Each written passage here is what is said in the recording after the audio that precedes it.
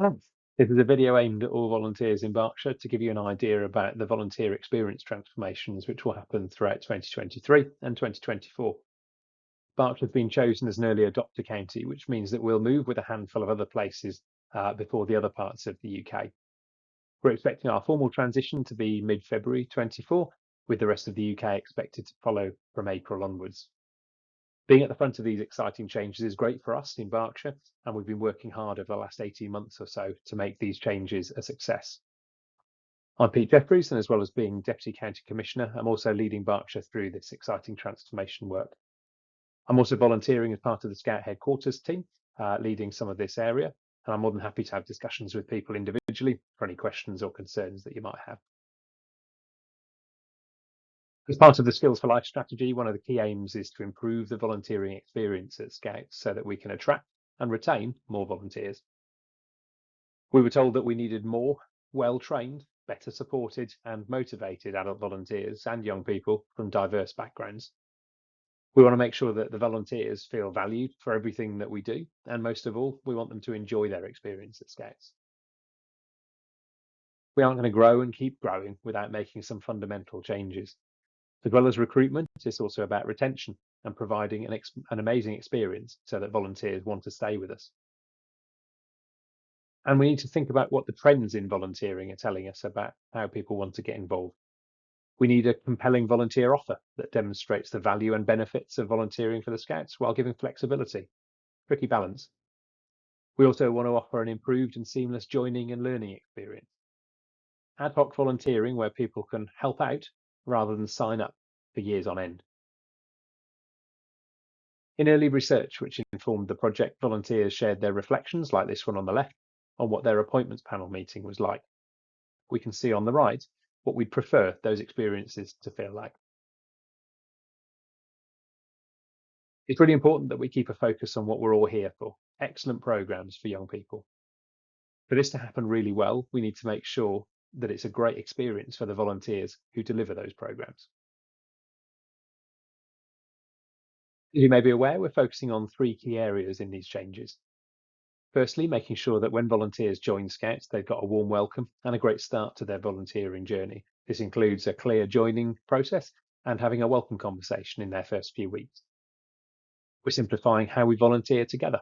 Instead of a complex system of over 400 different roles, we're moving to a teams-based approach, with each team having a clear purpose.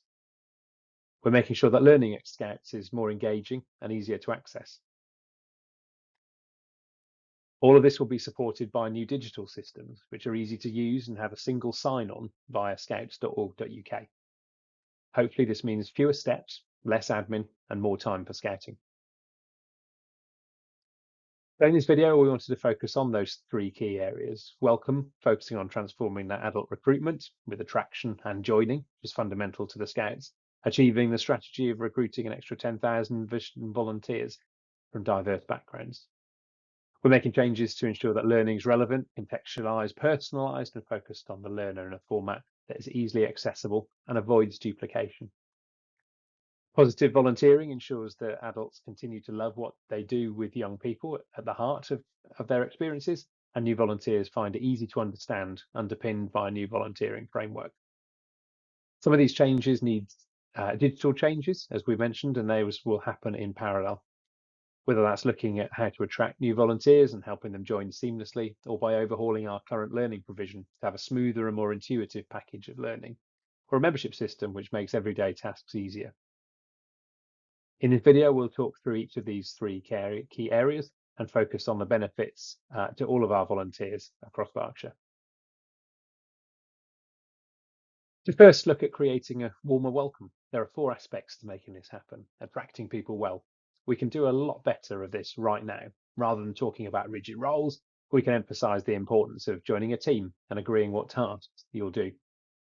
Once someone agrees, we want the joining process to be valuable. This includes details around the administration of filling in forms, automating references, and so on, as well as making sure that there are friendly faces to be genuinely welcoming and to help new people out in their first few weeks and months.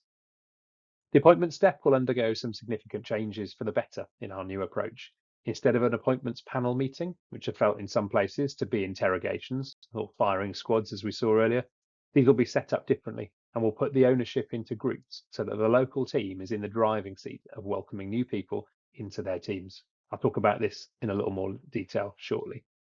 And the final step here is about induction. This is partly about making sure that the friendly face of a warmer welcome happens everywhere, as well as making sure that the initial learning is really relevant and valuable. This will be underpinned by these new digital tools for learning to help get people going. Zoom in on one of these steps, appointments. We mentioned that a welcome conversation will take place for each new volunteer. This will be a meeting between three people. Firstly, the new volunteer. Secondly, their line manager, who for most volunteers joining a group would be the group lead volunteer. And thirdly, an independent person, a welcome conversation volunteer. It's really important that the group lead volunteer is in the driving seat of organising this. Welcoming new people to teams is a core part of being a good leader of people.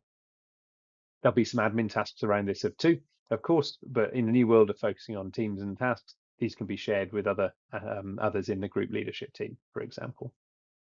There'll be some online training for existing volunteers before they can take part in a welcome conversation, both as the line manager and as the welcome conversation volunteer. The independent person will be someone outside of the teams that the volunteer is joining.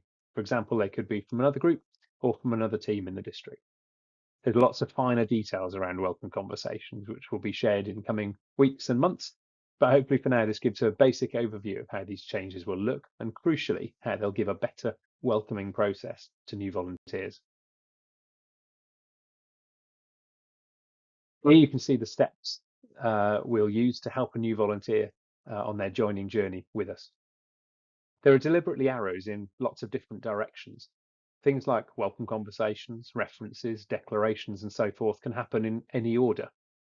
Sometimes a delay with a disclosure could hold things up for a long time, which wouldn't be fair on a volunteer who could still be getting to know people, completing their learning, etc. Rather than following a rigid set of order of things, hopefully this picture shows how the journey can look different for different volunteers. The important thing is to make sure that everything's complete and that we're empowering the new volunteer and their line manager to support them through it.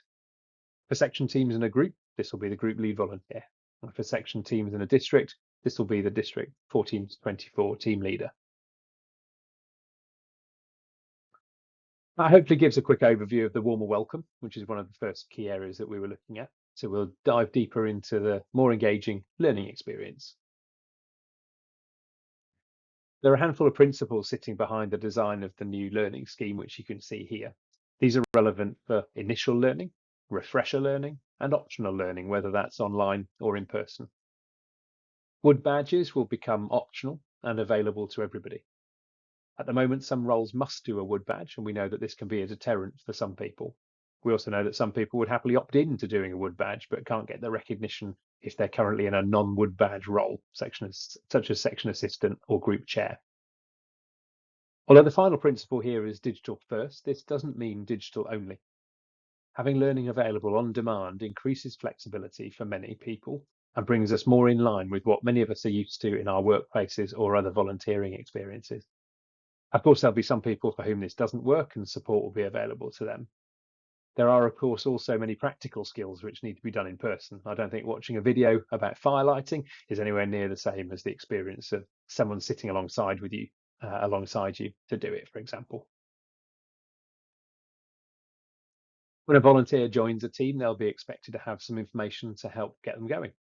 This beginning information is called Growing Roots, and all teams will do the basics called the Learning Everyone Needs, which covers the four bubbles in the middle of this picture: creating inclusion, who we are and what we do, data protection, and safe scouting. Depending on the team you're joining, you might also need to do one of the three sections at the bottom. Leading Scout volunteers will give a quick overview for team leaders and lead volunteers. Delivering a great program is obviously important for section teams, and being a Scouts trustee is relevant for those on a trustee board. All of this is available online, and completion will automatically be recorded on your record, getting rid of the current odd process of screen grabbing certificates and sending them to a training advisor. Growing Roots needs to be completed within the first 6 months, and in reality, doing it sooner than that will probably make it much more relevant and useful. We think we've got the final confirmation on first aid requirements, and at the moment we're expecting that it will be all members of section teams will need to hold a first aid qualification, whether that's first response or equivalent or greater certificate. Those line managing section teams, group lead volunteer and district 14 to 24 team leader, would also be expected to hold a current first aid certificate. The roles, for example, district program team member, wouldn't be required to hold a certificate, but would still be encouraged to do so. We'd expect someone to hold a relevant first aid qualification within a year of joining their team, which gives extra time beyond that first 6 months of growing roots to be able to book on and attend in-person sessions. Beyond growing roots and first aid, other learning will then be under the label of branching out. Initially, this will include many current training modules and will evolve over time to include other optional pieces of learning, including camping skills, bushcraft, digital skills tool, running large events, and so forth. There's a 2-year transition period for learning throughout 2024 and 2025. During this time, new learning will become available as older training modules are retired. Everyone can continue to complete the current training modules and achieve a wood badge. We'll make sure that people are not disadvantaged by any of these changes. The current manager and supporter training will become optional at the same time as wood badges become optional for others. The content here won't be reviewed until 2025, so the current manager and supporter courses will still be run. This gives us a transition period of a few years through which sometime old training will still be available and then new learning is made available, and volunteers may experience a mixture of things. The rules will make sure, as I say, that any learning undertaken, whether old or new, is still valid, so nobody misses out. When looked at the first 2 areas here, it's worth us looking at the final one. And this is something we've already touched on in a few places, so some of this language may be familiar. In reshaping our roles-based volunteering into a teams-based volunteering model, there are some principles that we followed here. Some of these we've touched on already in terms of how they're more appealing to new volunteers, but hopefully it will also be better for those of us who already volunteer. In terms of the language here, some of this shift we can do already. At the moment, our current labels are quite confusing, even to those of us who've been around for a while. Section leader, assistant section leader, section assistant, occasional helper. The emphasis is on teams, team members and team leaders. The change of titles will extend to removing the word commissioner and other roles, so that our role titles are more relevant to what we actually do. A group scout leader will be the group lead volunteer. A district commissioner will be the district lead volunteer. And the county commissioner will be the county lead volunteer. There are some places where having named roles still makes sense. For example, things like chair and treasurer. At the moment, who does what can depend on your role. We've got a very hierarchical, roles-based approach to volunteering. In some teams, this can mean a small number of people doing everything. Not always great for them, not great for others in the team, and definitely not great for those who come after them. In the future, the focus on teams-based volunteering will look at the tasks. Each team has a team description, which spells out which tasks are for everyone to do, which can be shared out, sometimes with one person doing it, sometimes more than one. This will be for teams to manage amongst themselves in a way that works best for them. Here's how a section team looks. Team leaders, team members, and young leaders. A much simpler approach to things. Although this is where we'll be recorded on the digital system, this doesn't stop people using existing terms. For example, it's absolutely fine to carry on calling ourselves the Beaver Leaders, for example, or the Beaver Team, or the children call me Arcala, for example. All absolutely fine. Within a group, you can see each of the section teams here, within the group leadership team and the trustee board. The group leadership team is really important to leading the group. It's led by the group lead volunteer, what we currently call the group scout leader, and has each of the section team leaders in there. You can also have group leadership team members in the same way that some groups already use assistant or deputy group scout leader roles. Again, this is about emphasising the importance of teams-based volunteering and making it normal everywhere. In Berkshire, we know that some groups are already finding this a helpful way of sharing tasks amongst more than just one lonely GSL doing it all. The trustee board will have a more focused remit than the current executive committee. Trustees will focus on governance and trustee matters, with the support or operational tasks picked up elsewhere. This means that trustee boards can shrink down naturally because of a few things. Section team leaders will no longer have an ex officio membership of the trustee board, because we want section team leaders to be able to focus on delivering great programs rather than spending yet more time on trustee business. Some of the support or operational matters which execs currently focus on will move to be the responsibility of the group leadership team, which they can arrange by having a team of people in a sub-team or a group of people volunteering more flexibly and ad hoc. For example, a quartermaster doesn't need to be a trustee, and the person who manages hall bookings or manages income and outgoings of the bank accounts. There'll be much more detailed information about the transition to trustee boards in the next few months ahead of the next series of AGMs, so watch this space. Without dwelling too much on these pictures, you can see on the left there what your district will look like. The Explorer, Young Leader and Network sections are part of the District 14 to 2014. A trustee board and a leadership team similar to the group's setup. There's also then a district program team, district volunteering development team and a district support team. As we mentioned earlier, each team will have a team description to make it clear what they're doing. All districts in Berkshire have started on this transition already, although some of the preparations might be behind the scenes. Each team will have team leaders and team members, and it's flexible for the team to work out how to arrange things between themselves. As well as team membership, there are some tasks which need to be specifically recorded on the membership system. These are called accreditations. These will be things like learning assessor, nights away assessor, volunteering safeguarding lead, welcome conversation volunteer, and so on. The county picture is quite similar to the district picture, except there aren't sections at a county level. The county teams will be more narrowly focused than at the moment, and will focus on county teams and doing things on a bigger scale if needed to by districts. And so we've come back full circle to our 3 key areas.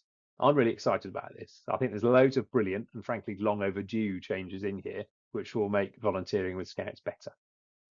Feel free to pass this on to others in your team or others that you might find it interesting or useful. More information will carry on coming out in the coming weeks as we get closer to our transition period at the midpoint of February. So don't worry if all of this feels quite new to you either. Of course, it'll bring some challenges. Some of us will be more up for this than others. Some people will be filled with enthusiasm, while others will be filled with questions, and both of that is fine. There's loads more that we already know will happen that I wanted to fit in here. Please do feel free to get in touch. I'm more than happy to chat through any questions you've got, and you can see my email address on the screen. Thanks for your patience in making it to the end of the video, and thanks for everything you'll do with us over the next coming months.